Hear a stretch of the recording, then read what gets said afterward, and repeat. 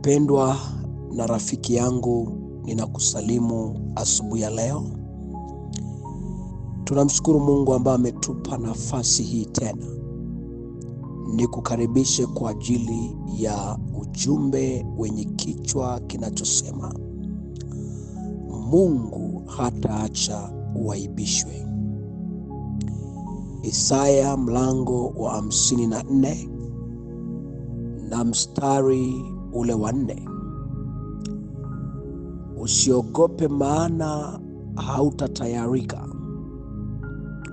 wala usifadhaike, maana hautaibishwa, kwa kuwa utasahau aibu ya ujana wako, pia na mashtumu ya ujana wako hayatakumbukwa tena. Mtu wa Mungu, asubuhi ya leo, Mungu akupe neema ya kutambua jambo hili, kwamba Mungu hawezi kuruhusu mwenye haki, mcha Mungu, akaibishwa. Hata kama kuna watu wamepanga wewe uaibike, wamekusudia aibu yako ionekane, maandiko yanasema usiogope. Jambo la kwanza kabisa, ondoa hofu kwenye nafsi yako. Ondoa roho ya mashaka ndani yako. Maana utakaporuhusu neno kuogopa likaingia kwenye maisha yako, ukawa mtu wa kutembea na hofu, ndipo aibu yako sasa itakuwa juu ya maisha yako.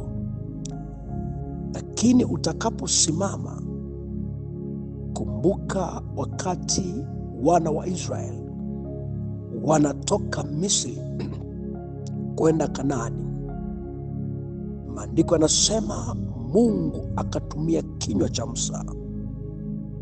Wale watu walipoona nyuma yao Farao anaokimbilia ili kuangamiza, maandiko yanasema Mungu akawaambia, msiogope, maana hao wa Misri mliowaona leo hamtawaona milele. Mungu hakuruhusu watoto wake waibishwe. Nataka nikuambia asubuhi ya leo, Mungu hataruhusu wewe uaibike. Hata kama kuna waliokaa vikao ili wewe uaibike, ili ufike mahali uone Mungu si chochote, Mungu hataruhusu kitu kama hicho kwenye maisha yako. Anasema wala hautatayarika, wala hutafadhaika. Badala yake maandiko yanasema utasahau aibu yako. Ayamkini umetembea na aibu kwa muda mrefu. Saa ingine ukijiangalia unaona kama wewe si chochote. Aibu imekufunika kiasi kwamba umejidharau. Aibu imekufanya saa ingine unaona wewe si mtu wa thamani, kwa sababu ya maneno ambayo masikio yako yanasikia. Lakini nikuambia asubuhi ya leo, mpendwa, utasahau aibu yako, haitakumbukwa tena. Katika Isaya 54 mstari wa 10 anasema, maana milima itaondoka na vilima vitaondolewa, bali wema wangu hautaondoka kwako, wala agano langu la amani. Nikwambie mpendwa, wema wa Mungu hautaondoka maishani mwako. Agano la Mungu halitaondoka kwako. Lakini si kwamba tu agano la Mungu halitaondoka. Uhusiano wako na Mungu urafiki wako na Mungu, kumcha kwako Mungu, ndiyo kutasababisha agano la Mungu lisiondoke kwenye maisha yako. Katika Zaburi ya 128 anasema, heri kila mtu amchaye Bwana, aendaye katika njia zake. Si kumcha Mungu tu, ni kumcha Mungu na kutembea katika njia za Mungu. Anasema, hakika utabarikiwa toka Sayuni, ukauone uheri wa Yerusalemu.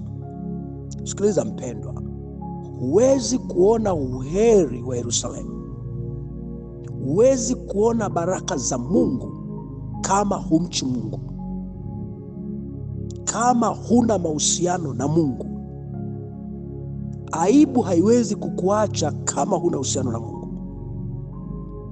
Ndio maana yake anasema hautaaibishwa. Asiyeaibishwa ni mtu aliyemtegemea Mungu, aliyesimama na kumfanya Mungu kuwa msaada wake. Mwanadamu anaweza akakuaibisha, lakini Mungu kwa mcha wake hawezi kuruhusu aibu, hata kama kuna mipango iliyopangwa na maadui wakuangushe, wakuaibishe. Kwa sababu ya uhusiano wako na Mungu, Mungu hataacha waibike. Wao ndio watakaoaibika. Tena maandiko yanasema watapigwa kwa aibu ya milele isiyosahaulika. Sara alipopata mtoto akasema, kila mmoja atakayesikia kwamba Sara amepata mtoto atacheka pamoja na Sara. Mungu hakuacha Sara aibike. Mungu hakumwacha Ibrahim aibike. Alitimiza agano lake. Nami nikuambia asubuhi ya leo, Mungu hataacha uaibike. Atatimiza agano lake juu ya maisha yako. Atatimiza ahadi yake aliyokusudia. Wewe simama, tengeneza uhusiano wako na Mungu. Hakika Mungu hatakuaibisha. Na tuombe. Baba, katika jina la Yesu, ninakushukuru asubuhi ya leo. Ninamsogeza mtoto wako mikononi mwako.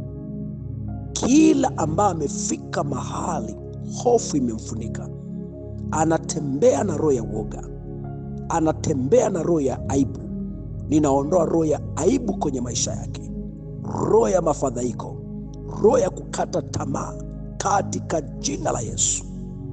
Mungu, neema yako imfunike yeye. Mungu, mtetee mtoto wako ili auone utukufu wako, na wale waliomcheka siku moja wakaseme, hakika yuko Mungu ambaye huyu mtu amemtegemea. Asubuhi ya leo na nena baraka kwa ajili yao, kwa jina la Yesu Kristo, amen. Ni rafiki yako Mwalimu Bishop Daniel Mathew